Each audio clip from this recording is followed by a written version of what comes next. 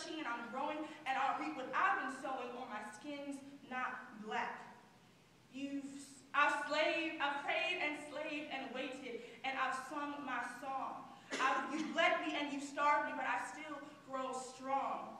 You've lashed me and you've tread me, you've everything but freed me, but in time, you'll know you need me, and it won't be long. I've seen the daylight breaking high above the bow. I found my destination, and I've made my vow. So whether you abhor me, or deride me, or even ignore me, mighty mountains loom before me, and I won't stop now. When I entered Bryn Mawr, I noticed the trend that I honestly still can't understand. I remember the day we started Roll of Thunder, Hear My Cry by Mildred D. Taylor in our 6th grade English class. I remember it vividly because our teacher did something I was so unfamiliar with, because of what Miss Maxwell taught me only a year before. Before we started, she talked to us about the nature of the story, and that we would encounter the word nigger. She then proceeded to apologize to those of us in the room that would be offended by the use of the word.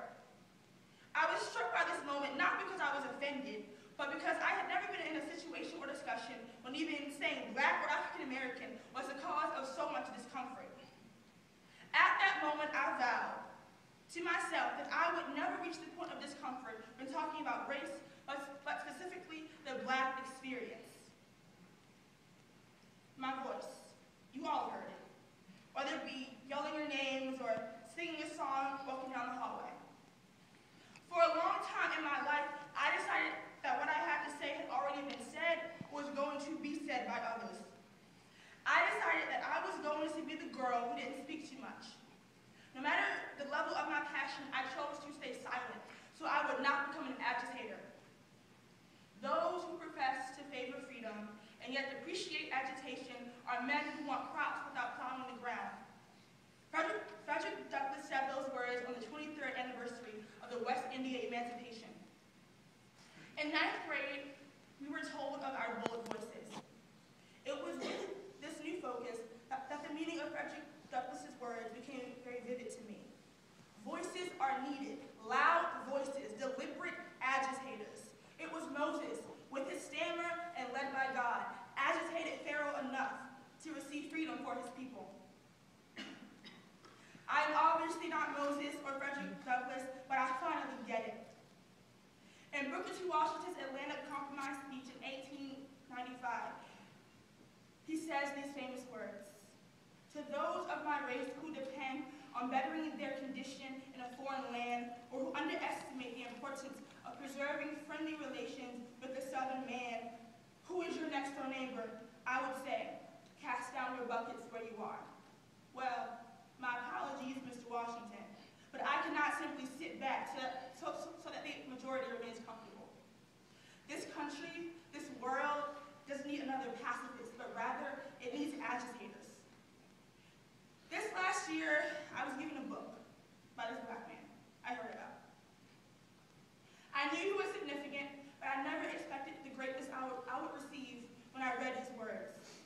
The Souls of Black Folk by William Edward Bogart Du Bois. If you have gotten to know me in the last 2 years, you have probably heard me talk about W.B. Du Bois incessantly. When I read his words, they became personal. The Black experience became my experience. History ends, but an experience, I believe, continues on forever. I am a part of this inconceivable experience, not just a product. Du Bois once wrote, "It is a peculiar sensation, this double consciousness, the sense of always looking at oneself through the eyes of others, of measuring one by the tape of a world that looks on in amused contempt and pity. One ever feels his two-ness, an American, a Negro, two thoughts, two unreconciled strivings, two warring ideals in one dark body, whose dogged strength alone keeps it from being torn asunder." He then goes on to say, he would not bleach his Negro soul in the flood of white Americanism, for he knows that the Negro blood has a message. After slavery, after Reconstruction, after the Civil Rights movements, after the Black Power movement, during the Black Lives Matter movement, I have to deliver the message they fought for and died for.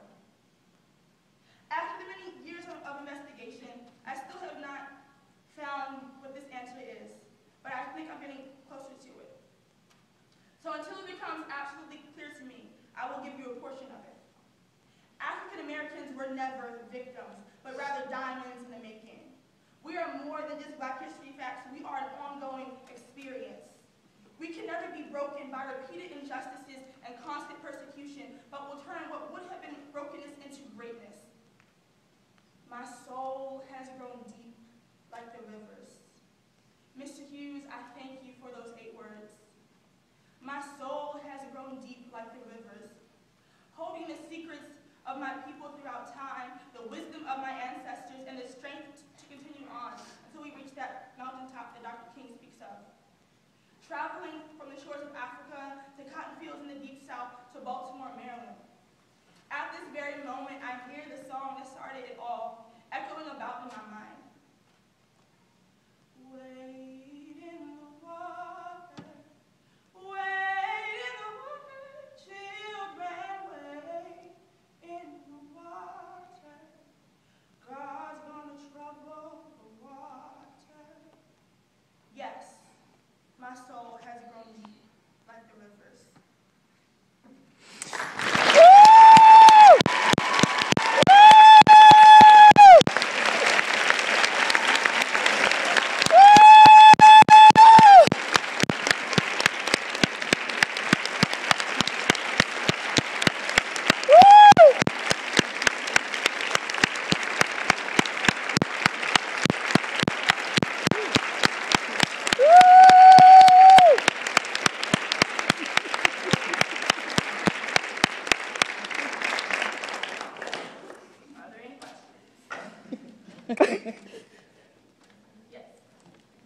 So I was wondering if you heard about what happened on the red carpet with Zendaya Coleman and the fashion police comments that her dreadlocks were trashy and that she smelled like weed and patchouli oil, yet they praised it when Kylie Jenner did it. I was just wondering how you felt about that. Yeah.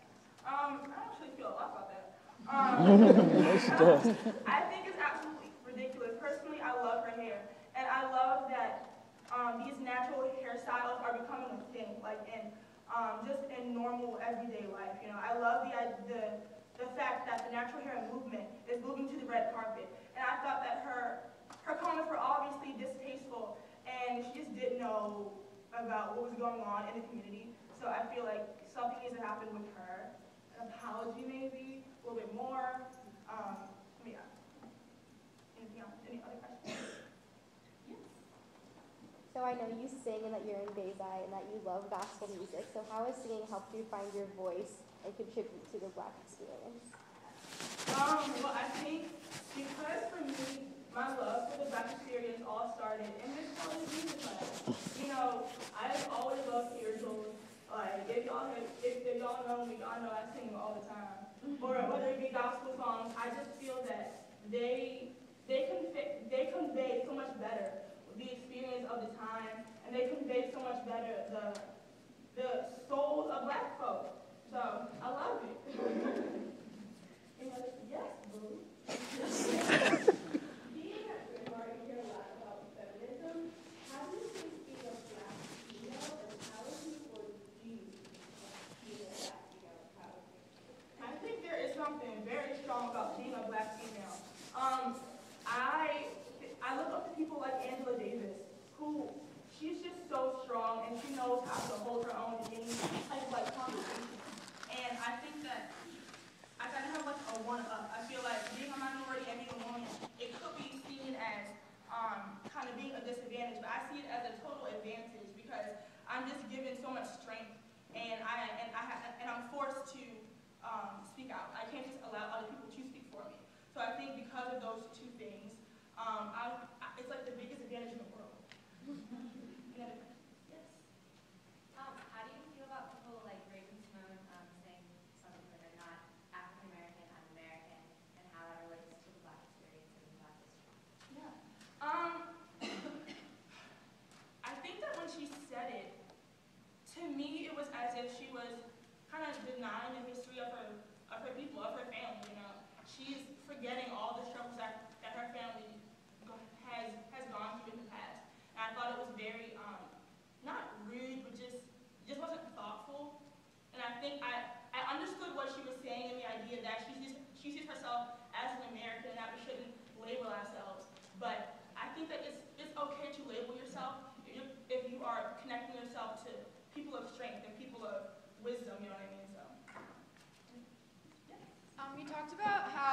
kind of shocked about talking about being uncomfortable. People, the assumption that people will be uncomfortable with certain things. Roll of Thunder, Hear My Cry.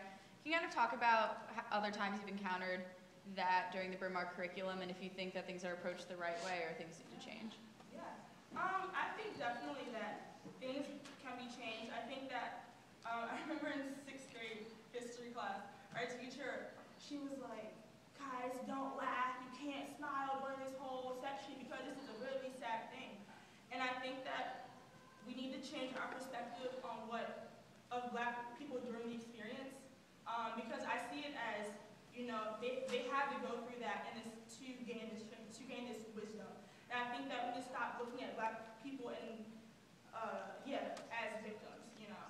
They are people who were victimized, but they weren't themselves victims, you know what I mean? Yes. How do you feel about John Legend and Common? Oh my gosh. Oh my God. Did you come in earlier today? I didn't, but if you saw their acceptance speech also for the Oscar-winning Trisha. Girl, I watched it like 6 times. I thought it was absolutely beautiful. I think that, first of all, the song, I think it is kind of like our generation's freedom song. Doesn't sound like your normal, you know, keep your eyes on the prize, but it is our generation's freedom song because it speaks of moving past all of this tension, all of this discourse, you know. So I love it. I think their speech was amazing. I think that to use that platform to make people aware that, you know, that we hear your cries and we hear that you have a problem with some of the things in this country, and we thank you for that. So we're gonna make a song about it, and we're gonna tell the millions of people who are watching the Oscars. I think it's awesome. I love them both. I love Common. I love John Legend. Oh.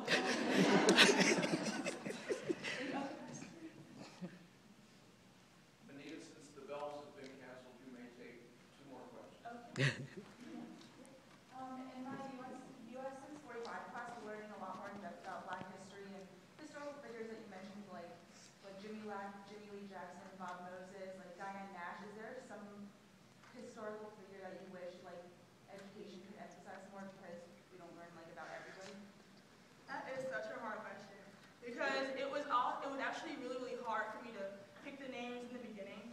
But I think that we should emphasize more people like Jimmy Lee Jackson or Emmett Till or Margaret Garner because they aren't your normal activists, but they are people who, you know, I just think that because they died for something so great, I think that we should remember that. You know, Jimmy Lee Jackson was killed in a night march with his grandfather, you know, with his 82-year-old grandfather, I think. You know, somebody shot him right in front of his grandfather, and I think that we need to remember that. And I think Martin Luther King is great, Malcolm X is great, but we just need to remember the people who weren't like the big names, you know what I mean? So, one more question? Yes. Being a Bryn Mawr student and making the transition to Bryn Mawr, what were some of the biggest challenges that you faced while trying to stay true to your Black identity? I think the biggest challenge for me was trying to decide when I would open my mouth. Because I didn't want to seem like I was this Afrocentric, kumbaya, this DIY girl, you know what I mean? And I didn't know how to convey it